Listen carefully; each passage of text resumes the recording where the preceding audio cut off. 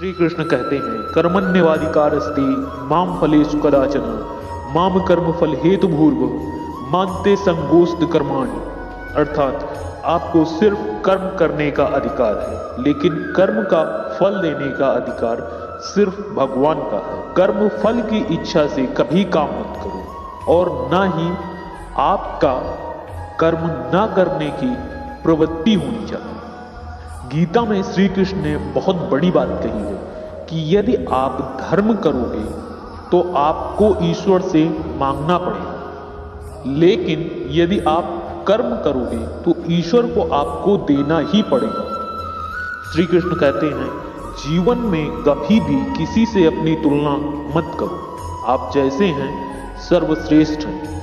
आत्म मंथन करके स्वयं को पहचानो, क्योंकि जब स्वयं को पहचानोगे तभी क्षमता का आकलन कर पाओगे। ज्ञान रूपी तलवार से अज्ञान को काटकर अलग कर देना चाहिए।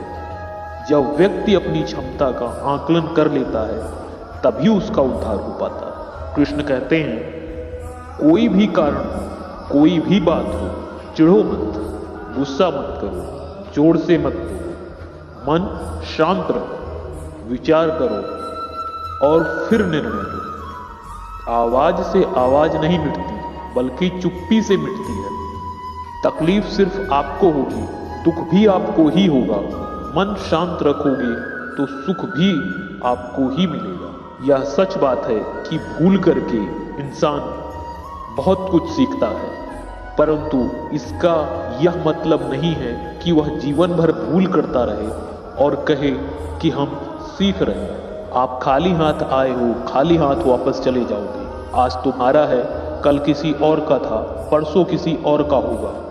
तुम जिसे अपना समझकर मगन हो रहे हो, बस यही प्रसन्नता तुम्हारे सभी दुखों का कारण है। ना जायते म्रियते व कदाचिन्नायम भूत्वा भाविता भा ना भूयः अजो नित्यः शास्त्रोऽयं पुराणो न हन्यते हन्यमाने शरीरे।